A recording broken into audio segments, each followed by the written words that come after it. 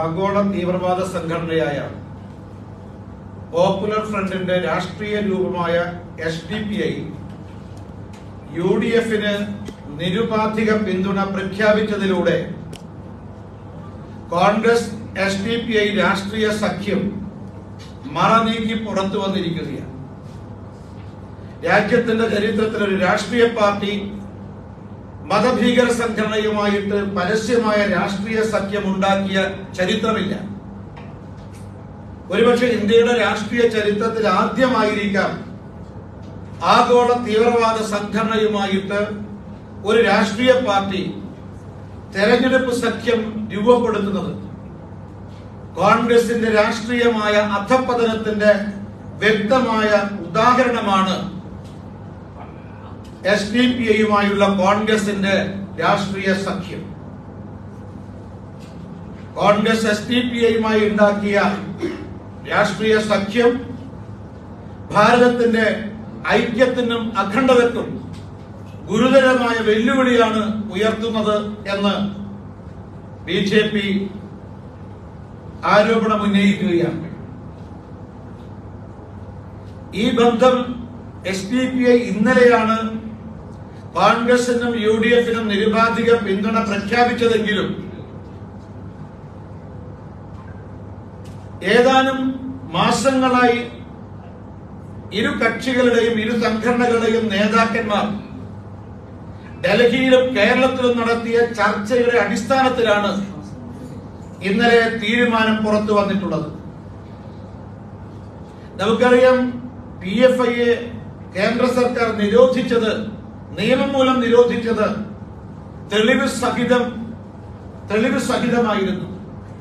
ഇന്ത്യയിൽ മതപരമായ കലാപം സൃഷ്ടിക്കാൻ, ഹിന്ദു ക്രൈസ്തവ നേതാക്കന്മാരെ കൊലപ്പെടുത്താനുള്ള നീക്കം, വിദേശ രാജ്യങ്ങളിൽ നിന്നും ധനസമാഹരണം നടത്തുന്നത്, രാജ്യദ്രോഹ പ്രവർത്തനം, ഇതെല്ലാം തെളിവ് സഹിതം അണിനിരത്തിക്കൊണ്ടാണ് പോപ്പുലർ ഫ്രണ്ടിനെ നിയമം മൂലം കേന്ദ്ര സർക്കാർ നിരോധിച്ചത്.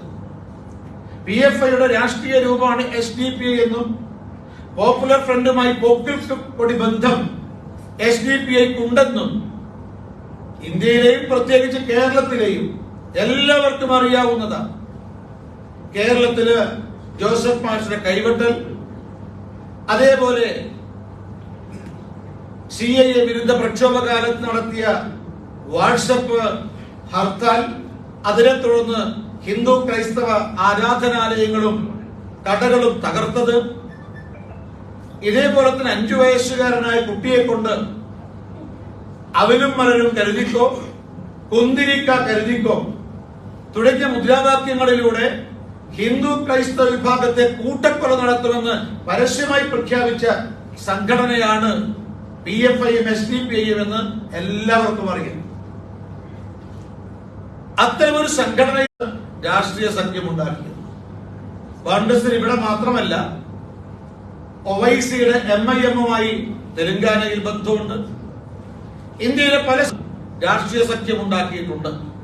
ഇപ്പൊ രാജ്യത്താകമാനം കോൺഗ്രസ് ഉണ്ടാക്കിയ മതതീവ്രവാദികളുമായി ഉണ്ടാക്കിയ രാഷ്ട്രീയ സഖ്യത്തിന്റെ ഭാഗമാണ് ഇപ്പോ SDPIയുമായിട്ട് കേരളത്തിൽ നിലവിൽ വന്നിട്ടുള്ള ഈ രാഷ്ട്രീയ സഖ്യം.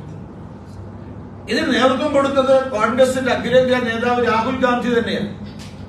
കാരണം വയനാട്ടിൽ അദ്ദേഹം മത്സരിക്കുന്നു. വയനാട്ടില് രാഹുൽ ഗാന്ധിയുടെ വിജയം സുനിശ്ചിതമാക്കണം. അമേഠി വയനാട്ടിൽ ആവർത്തിക്കാൻ പാടില്ല. അതുകൊണ്ട് SDPIയുമായി നേരിട്ട് ചർച്ച നടത്തിയത് രാഹുൽ ഗാന്ധി തന്നെയാണെന്ന് സംശയിക്കേണ്ടിയിരിക്കുന്നു. കോൺഗ്രസ് നേതൃത്വവും SDPI നേതൃത്വവും ഡൽഹിയിലും കേരളത്തിലും ചർച്ച നടന്നിട്ടുണ്ട്. അതിന്റെ അടിസ്ഥാനത്തിലാണ് ഈ തീരുമാനം പുറത്തു വന്നിട്ടുള്ളത്. ഇതിൽ ഏറ്റവും വിചിത്രമായി തോന്നിയത് കോൺഗ്രസ് നേതാക്കളുടെ പ്രതികരണമാണ്. പ്രതിപക്ഷ നേതാവ് VD സതീശനും കോൺഗ്രസിന്റെ ആക്ടിംഗ് PCC പ്രസിഡന്റ് ശ്രീമാൻ M ഹസനും പറഞ്ഞത്, പല സംഘടനകളും ഞങ്ങൾക്ക് പിന്തുണ പ്രഖ്യാപിക്കും.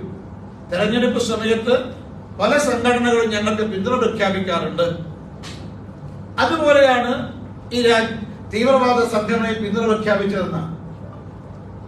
ഈ സൗജന്യമായി കിട്ടിയാൽ ആരെങ്കിലും വിഷം കഴിക്കാറുണ്ടോ? ഇത്തരമൊരു രാജ്യദ്രോഹ സംഘടന പിന്തുണ പ്രഖ്യാപിക്കുമ്പോൾ അത് വേണ്ടെന്ന് പറയാനുള്ള ദേശാഭിമാന ബോധവും ദേശസ്നേഹവും കോൺഗ്രസ് നേതൃത്വം പ്രകടിപ്പിക്കേണ്ടതല്ലേ?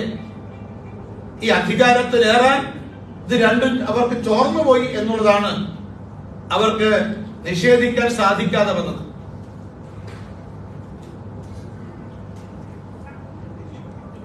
ഇതുപോലെ തന്നെ കേവലം UDF-മായി മാത്രമല്ല, ഈ SDPI LDF-മായിട്ട് ഈ തെരഞ്ഞെടുപ്പിൽ ചില മണ്ഡലങ്ങളിൽ ഈ രാഷ്ട്രീയ സഖ്യം ഉണ്ടാക്കിയിട്ടുണ്ട്, സഹകരണം ഉണ്ടാക്കിയിട്ടുണ്ട്. ഇപ്പൊ കോഴിക്കോട് ലോക്സഭാ മണ്ഡലത്തിൽ SDPI-യുടെ പിന്തുണ LDF സ്ഥാനാർത്ഥിക്കാണെന്നാ പറയുന്നത്. അതുകൊണ്ടാണ് പോസ്റ്ററുകളിലൊക്കെ എളമരം കരീം എന്ന് പറയുന്നതിന് പകരം കരീം കെ. അങ്ങനെ ആരെങ്കിലും അദ്ദേഹത്തെ അഭിസംബോധന ചെയ്തിട്ടില്ല. SDPI-യുടെ നിർദ്ദേശപ്രകാരമാണ് ഇത്തരത്തിൽ പോസ്റ്ററിൽ, പ്രസംഗത്തിൽ എളമരം കരീമിനെ കരീം ക എന്ന് വിശേഷിപ്പിച്ചത് എന്നിപ്പോ കോഴിക്കോട് മാധ്യമങ്ങൾക്കറിയാം, ജനങ്ങൾക്കറിയാം. അപ്പൊ UDF-നുള്ള ബന്ധം പോലെ തന്നെ ചില മണ്ഡലങ്ങളിൽ LDF-നും ബന്ധമുണ്ട്. ഞാൻ മനസ്സിലാക്കുന്നത് ലോക്സഭാ തെരഞ്ഞെടുപ്പിൽ ഭൂരിപക്ഷം മണ്ഡലങ്ങളിൽ SDPI UDF-ന് പിന്തുണക്കും. നിയമസഭാ തെരഞ്ഞെടുപ്പ് വരുന്ന സമയത്ത് ഭൂരിപക്ഷം മണ്ഡലങ്ങൾ LDF-നാണ് പിന്തുണ നൽകാൻ പോകുന്നത്. ഇത്തരത്തിലും ഒരു ധാരണ വന്നിട്ടുണ്ടെന്നാണ് അറിയുന്നത്. മാത്രമല്ല UDF-ന്റെ മറ്റൊരു ഇവർ തമ്മിലുള്ള ഒരു തീരുമാനത്തിന്റെ മറ്റൊരു വാർത്തയും കൂടി വന്നിട്ടുണ്ട്. അതായത് UDF-ന്റെ വടകര, തൃശൂർ സ്ഥാനാർത്ഥികളുടെ മാറ്റം അത് SDPI-യുടെ അല്ലെങ്കിൽ തീവ്രവാദ കൺസോർഷ്യത്തിന്റെ നിർദ്ദേശപ്രകാരമാണ് എന്ന് ഇപ്പൊ പുറത്തു വന്നിരിക്കുകയാണ്. അതായത് കാസർഗോഡ് മുതൽ തിരുവനന്തപുരം വരെ ഒരു പ്രത്യേക മതവിഭാഗക്കാർ മാത്രമാണ് UDF സ്ഥാനാർത്ഥികളെന്നും അതുകൊണ്ട് വടകരയിൽ അവർക്ക് കൂടി താല്പര്യമുള്ള സ്ഥാനാർത്ഥി വേണം.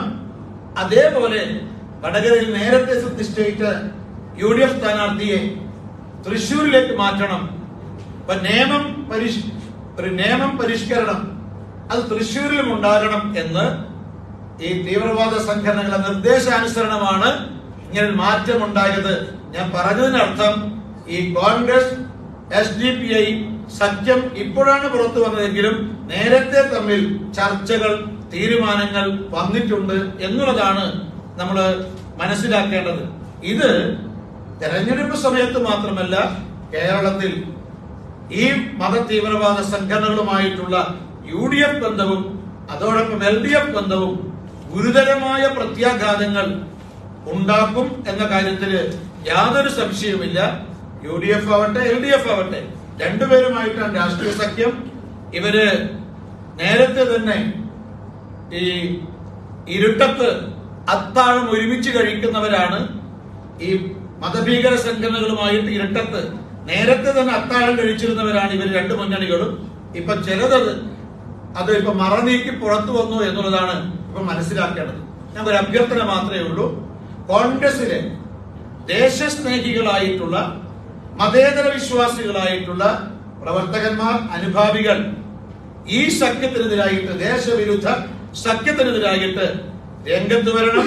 ജനാധിപത്യ രീതിയിൽ തങ്ങളുടെ വോട്ടവകാശത്തിലൂടെ ഈ തെരഞ്ഞെടുപ്പിൽ പ്രതികരിക്കണമെന്ന് ഞങ്ങൾ അഭ്യർത്ഥിക്കുകയാണ്. ഇതേപോലെ മാർക്സിസ്റ്റ് പാർട്ടി ഈ മത തീവ്രവാദ സംഘടനകളെ താലോലിക്കുന്ന, പരസ്യമായി പ്രീതിപ്പെടുത്തുന്ന, പീഡിപ്പിക്കുന്ന LDF നിലപാടിനെതിരെ, CPM നിലപാടിനെതിരെ മാർക്സിസ്റ്റ് പാർട്ടിക്ക് അകത്ത് പ്രവർത്തിക്കുന്ന ജനാധിപത്യ വിശ്വാസികൾ, ദേശസ്നേഹികൾ, മതേതര വിശ്വാസികൾ അവരും തങ്ങളുടെ വോട്ടവകാശത്തിലൂടെ പ്രതികരിക്കണം എന്ന് ഞങ്ങൾ അഭ്യർത്ഥിക്കുന്നു. ഈ കോൺഗ്രസിലെയും CPM-ലെയും ദേശസ്നേഹികളായിട്ട് അണികളും പ്രവർത്തകരും ഇതിനെതിരായി ജനാധിപത്യ രീതിയിൽ അവരുടെ വോട്ടവകാശം ഉപയോഗിച്ചുകൊണ്ട് പ്രതികരിക്കും. ഇവർ ദേശീയ ജനാധിപത്യ സഖ്യത്തിന് അനുകൂലമായി, NDAക്ക് അനുകൂലമായി വോട്ട് ചെയ്യും എന്നാണ് ഞങ്ങൾ പ്രതീക്ഷിക്കുന്നത്.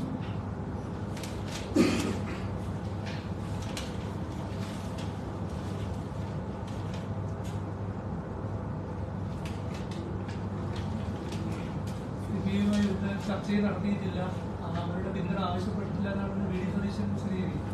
അല്ല, അങ്ങനെയാണെങ്കിൽ ഇന്ന് നടത്തിയ വി ഡി സതീശൻ നടത്തിയ പത്രസമ്മേളനത്തിൽ പറയേണ്ടതായിരുന്നു, രാജ്യദ്രോഹികളുടെ ദേശവിരുദ്ധ സംഘടനകളുടെ വോട്ടും ഞങ്ങൾക്ക് ആവശ്യമില്ല എന്ന് പറയേണ്ടതായിരുന്നു.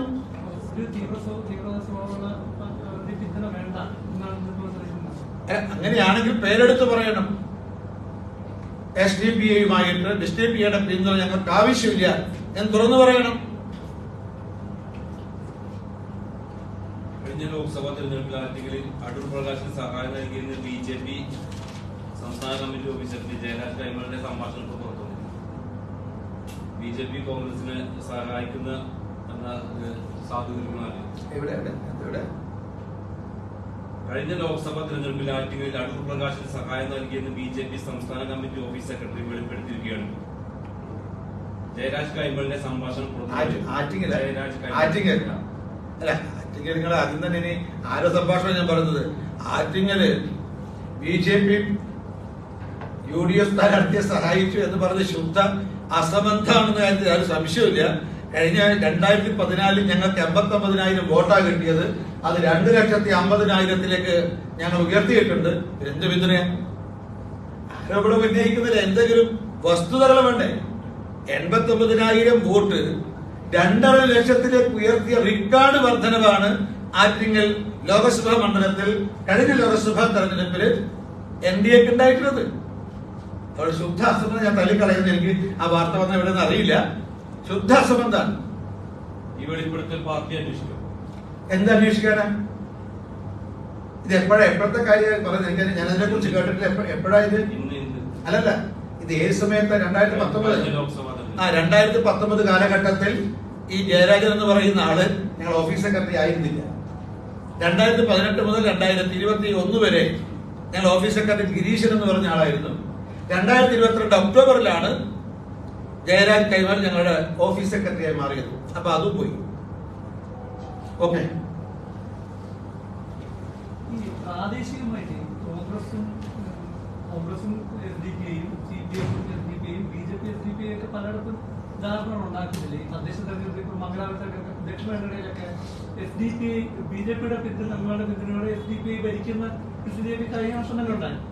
അപ്പം അത് ഒരിടത്തും BJPക്ക് SDPIയുമായോ PFIയുമായോ ഒരിക്കലും ഒരു പിന്തുണയിലെ ഒരു സഖ്യമില്ല.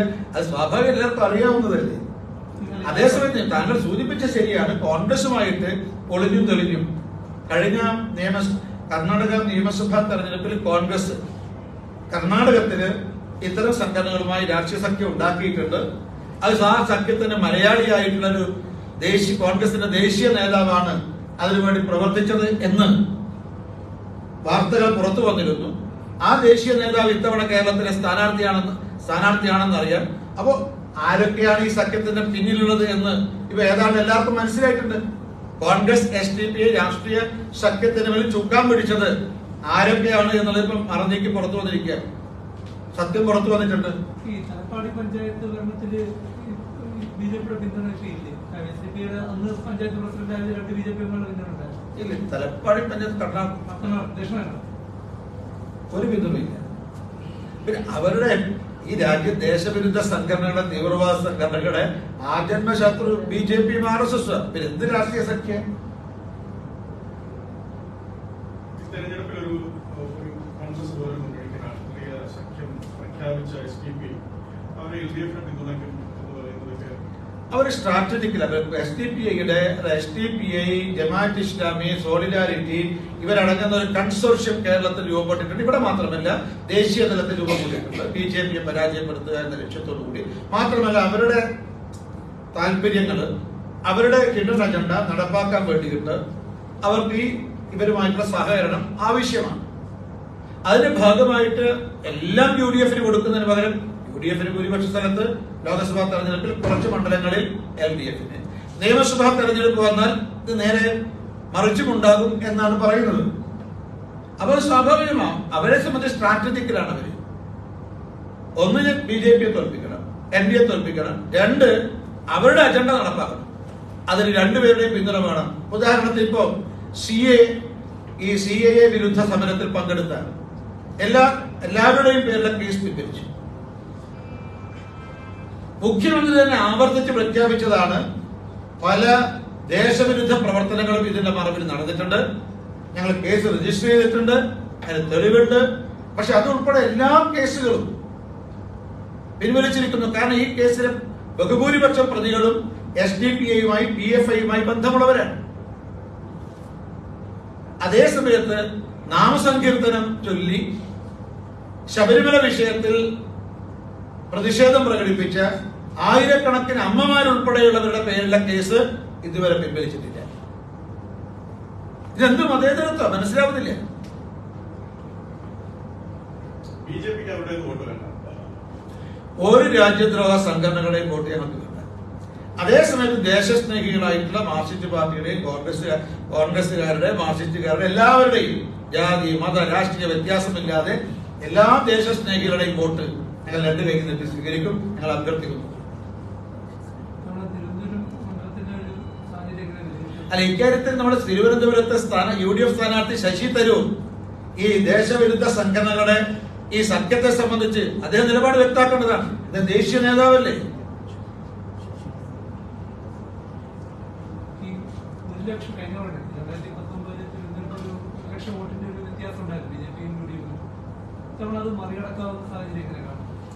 തീർച്ചയായിട്ടും ഞങ്ങള് തിരുവനന്തപുരത്ത് ഉൾപ്പെടെ കേരളത്തിലെ വിവിധ നിയോജക മണ്ഡലങ്ങളിൽ വ്യക്തമായ ഭൂരിപക്ഷത്തോടുകൂടി ദേശീയ ജനാധിപത്യ സഖ്യം ജയിക്കും.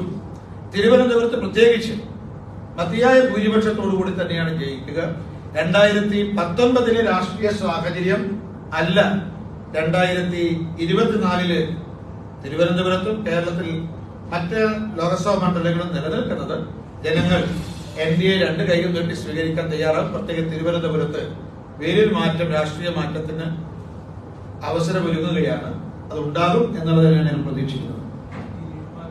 മത്സരിക്കുന്ന സമയത്ത് ഈ പരിവാർ സംഘടനകളൊക്കെ വളരെ ആക്റ്റീവായിട്ട് പ്രചാരണത്തിൽ ഇറങ്ങുന്നുണ്ട്. ഇപ്പൊ ഇത്തവണ അങ്ങനെ കാണുന്നില്ല. 2014 19 21 ഏതൊക്കെ സംഘടനകൾ ഏതെല്ലാം പ്രവർത്തകന്മാരാണ് NDAയുടെ വിജയത്തിന് വേണ്ടിയിട്ട് ഏറ്റവും താഴെ തലത്തിൽ പ്രവർത്തിച്ചത്, അവരെല്ലാം തന്നെ അതേ രീതിയിൽ ഇപ്പോഴും ഇന്ത്യയിലും കേരളത്തിലും തിരുവനന്തപുരത്തും പ്രവർത്തിക്കുന്നുണ്ട്. ഒരു കാര്യം കോൺഗ്രസ് നേതാക്കൾ ആവർത്തിച്ചുകൊണ്ട് ഇപ്പം K. മുരളീധരൻ, VD സതീശനൊക്കെ പറയുന്നത് BJPയും CPIയും തമ്മിലാണ് തെരഞ്ഞെടുപ്പിൽ സഖ്യം. തിരുവനന്തപുരത്തോ തൃശ്ശൂരിലോ ഒരു സീറ്റിൽ BJPയെ ജയിപ്പിക്കുക എന്നുള്ള രാഷ്ട്രീയ തീരുമാനം അവരെടുത്തിട്ടുണ്ട്. മറ്റിടങ്ങളിൽ LDF സഹായിക്കും. ED കാണിക്കുന്നതൊക്കെ ഒരു കാഴ്ച കൂട്ടൽ മാത്രമാണ്, കാണിച്ചുകൂട്ടൽ മാത്രമാണ് എന്നാണ് അവർ ആവർത്തിച്ച് പറഞ്ഞിട്ടിരിക്കുന്നത്. ഈ CPMഉം BJPയും തമ്മിൽ ബന്ധമുണ്ടെന്ന് ആരോപണം ഉന്നയിക്കാൻ എങ്ങനെയാ VD സതീശനും K. മുരളീധരൻ ധൈര്യം വരുന്നുണ്ട്? ഇവർ രണ്ടുപേരുടെയും തൊലിക്കട്ടി അപാരമാണെന്നാണ് എന്റെ അഭിപ്രായം.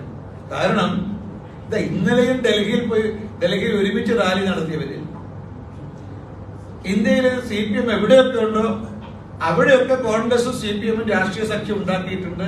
IND സഖ്യം ഇന്ന് ദേശാഭിമാനിയിൽ IND സഖ്യം അതിന്റെ ശക്തി തെളിയിച്ചുന്ന ഈ IND സഖ്യം എന്ന് പറഞ്ഞാൽ ഏതാ? CPM കോൺഗ്രസും.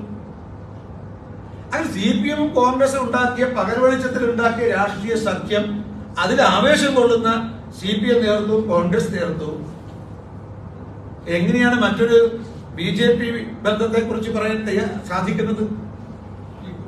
അതുകൊണ്ട് VD സതീശനും K. മുരളീധരനും തയ്യാറാകേണ്ടത് കേരളത്തിൽ മാർക്സിസ്റ്റ് പാർട്ടിയോട് വിരോധം ഉണ്ടെങ്കിൽ അല്ലെങ്കിൽ വിയോജിപ്പുണ്ടെങ്കിൽ കേരളത്തിന് പുറത്ത് മാർക്സിസ്റ്റ് പാർട്ടിയുമായി കോൺഗ്രസ് ഉണ്ടാക്കിയ രാഷ്ട്രീയ സഖ്യത്തെ തള്ളിപ്പറയാൻ തയ്യാറാകണം. ഈ വെറുതെ ബഡായി പറഞ്ഞ് ഈ പത്രക്കാരൊക്കെയാണ് ബഡായി പറഞ്ഞിട്ട് കാര്യമില്ല. സതീശനും ഈ മുരളീധരനും അതിനാണ് തയ്യാറാകേണ്ടത്. കേരളത്തിലെ പല കേസുകൾ സർക്കാർ CPIയുമായി ബന്ധപ്പെട്ട കേസുകളിലെല്ലാം തന്നെ അന്വേഷണമൊന്നും മുന്നോട്ട് പോകുന്നില്ല. അല്ലെങ്കിൽ ഒരു BJP ആരോപിക്കുന്ന പ്രധാനപ്പെട്ട ഇപ്പോ മുഖ്യമന്ത്രി ഓഫീസിലേക്ക് ആരോപണം ഉന്നയിക്കുന്നുണ്ട്. അവിടേക്കൊന്നും ചെന്ന് എത്തുന്നില്ല ഈ എത്ര അന്വേഷണം. അല്ല, ഏതായാലും ഇപ്പൊ അരവിന്ദ് കെജ്രിവാളിന്റെ അഴിമതിക്കെതിരെ ആദ്യം ആരോപണം ഉന്നയിച്ചത് പരാതി കൊടുത്തു കോൺഗ്രസ്. അന്വേഷണം നടത്തണം. കേന്ദ്ര ഏജൻസി അന്വേഷണം നടത്തി തെളിവുകൾ കണ്ടെത്തി അറസ്റ്റ് ചെയ്തു, അഴികൾക്കുള്ളിലിട്ടു. ഇപ്പോ അന്വേഷണം നടത്തണമെന്ന് ആവശ്യപ്പെട്ട അതേ കോൺഗ്രസ് അന്വേഷണം നടത്തി തെളിവുകൾ കണ്ടെത്തി ജയിലിട്ടപ്പോ ഇപ്പൊ പ്രക്ഷോഭ രംഗത്ത് വരുന്നു. ഇപ്പൊ മുഖ്യമന്ത്രിയുടെ മകളുടെ മാസപ്പടിയെ കുറിച്ച് അഴിമതിയെ കുറിച്ച് അന്വേഷിക്കണം എന്ന് കോൺഗ്രസ് ആവശ്യപ്പെടുന്നു. ഇപ്പൊ ED അന്വേഷണം വരുന്നു. എന്താ VD സതീശൻ പറഞ്ഞത്? ഇത് പൊളിറ്റിക്കൽ സ്റ്റണ്ട്. അന്വേഷണം വേണമെന്ന ഒരു ഭാഗത്ത് ആവശ്യപ്പെടുക, അന്വേഷണം നടത്തി തെളിവുകൾ കണ്ടെത്താൻ നോക്കുന്ന സമയത്ത് ഇത് പ്രതിയെ സഹായിക്കുന്ന നിലപാടാണ് കോൺഗ്രസിനുള്ളത്. ഇത് ഇരട്ടത്താപ്പാണ്. ഇപ്പൊ ഇവിടെ ഈ കഴിഞ്ഞ ദിവസം ഞങ്ങളെ BJPയുടെ സംസ്ഥാന കാര്യം ആക്രമിച്ചൊരു പ്രകടനം ഉണ്ടായിരുന്നല്ലോ. ആ പ്രകടനം ഞാൻ ഇവിടെ സൂചിപ്പിച്ചതാണ്. ആ പ്രകടനം ആരംഭിക്കുന്നതിന് മുമ്പ് നടത്തിയ പൊതുസമ്മേളനത്തിൽ LDF UDF സ്ഥാനാർത്ഥികൾ ഉണ്ടായിരുന്നു. അവരാണ് ഒരുമിച്ചാണ് പ്രസംഗിച്ചത്. ഒരുമിച്ച് അവിടെ കൈകോർക്കാമെങ്കിൽ, അഴിമതിക്കാരെ സംരക്ഷിക്കാൻ ഒരുമിച്ച് കൈകോർക്കാമെങ്കിൽ എല്ലാം നമ്മൾ കണ്ടത്. ഇതൊന്നും കൂടുതൽ പറയേണ്ട ആവശ്യമില്ല. ഡൽഹിയിലെ റാലിയില് D രാജയും രാഹുൽ ഗാന്ധിയും തമ്മിൽ കൈകോർക്കുന്ന മാത്രമല്ല, അത് ഉയർത്തിക്കാട്ടുന്നു. പിന്നെ അതേ രാഹുൽ ഗാന്ധിക്കെതിരായിട്ട് തന്റെ ഭാര്യയെ LDF സ്ഥാനാർത്ഥിയെ വയനാട്ടിൽ നിർത്തുക. ഇതൊക്കെ ജനങ്ങൾ കാണുന്ന അഭിപ്രായം. ഒരു കാര്യം സൂചിപ്പിക്കാറ്, ഞങ്ങള് ഈ അധികാര ദുർവിനിയോഗം മാർക്സിസ്റ്റ് പാർട്ടിയും LDFും സംസ്ഥാനത്ത് നടത്തിക്കൊണ്ടിരിക്കുകയാണ്. ഇത് തെരഞ്ഞെടുപ്പ് പെരുമാറ്റ ചട്ടങ്ങളുടെ നഗ്നമായ ലംഘനമാണ് LDF നടത്തിക്കൊണ്ടിരിക്കുന്നത്. ഇപ്പോ ഏതാണ്ട് 60 ലക്ഷം മുഖ്യമന്ത്രിയുടെ നിയമസഭാ പ്രസംഗങ്ങളുടെ പുസ്തകം CPM പ്രവർത്തകന്മാർ എല്ലാ വീട്ടിലും കയറി വിതരണം ചെയ്യുക. സർക്കാരിന്റെ പൈസ കൊണ്ട് അച്ചടിച്ച പുസ്തകം സർക്കാരിന്റെ ചെലവിൽ സാധാരണക്കാർ നികുതി പണത്തിൽ നിന്ന് നികുതി പണം കൊണ്ട് അച്ചടിച്ച് പ്രസിദ്ധീകരിച്ച പുസ്തകം, മുഖ്യമന്ത്രി പ്രസംഗങ്ങൾ ഉൾപ്പെടെയുള്ള പുസ്തകം, അതിപ്പോ എല്ലാ വീടുകളിലും കയറി വിതരണം ചെയ്യുക. ഇത് അതിനഗ്നമായ അധികാര ദുർവിനിയോഗമാണ്. ഞങ്ങളിത് കേന്ദ്ര തെരഞ്ഞെടുപ്പ് കമ്മീഷന്, സംസ്ഥാന തെരഞ്ഞെടുപ്പ് കമ്മീഷന് ഞങ്ങൾ പരാതി കൊടുത്തിട്ടുണ്ട്. അതുപോലെ മുഖ്യമന്ത്രിയുടെ മരുമകൻ മന്ത്രി റിയാസ് ഇപ്പൊ നഗ്നമായ പെരുമാറ്റച്ചട്ടങ്ങളുടെ ലംഘനം നടത്തിയിട്ടുണ്ട്. കോഴിക്കോട് നടത്തിയ പ്രസംഗം ഞങ്ങൾ പരാതി കൊടുത്തു. ഇപ്പൊ കലക്ടർ അദ്ദേഹത്തെ നോട്ടീസ് വിതരണം ചെയ്തിട്ടുണ്ട്. അവിടെ കേന്ദ്ര തെരഞ്ഞെടുപ്പ് കമ്മീഷൻ കേരളത്തിലെ തെരഞ്ഞെടുപ്പ് നിഷ്പക്ഷവും നീതിപൂർവമാക്കാൻ ഇടപെടണം എന്ന് ഭാരതീയ ജനതാ പാർട്ടി രേഖാമൂലം ആവശ്യപ്പെട്ടിട്ടുണ്ട്.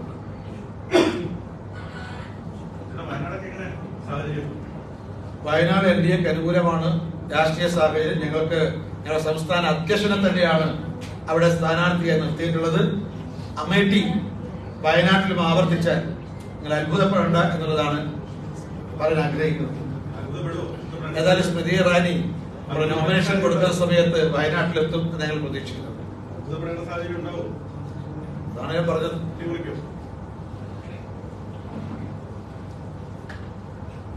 ഓക്കെ.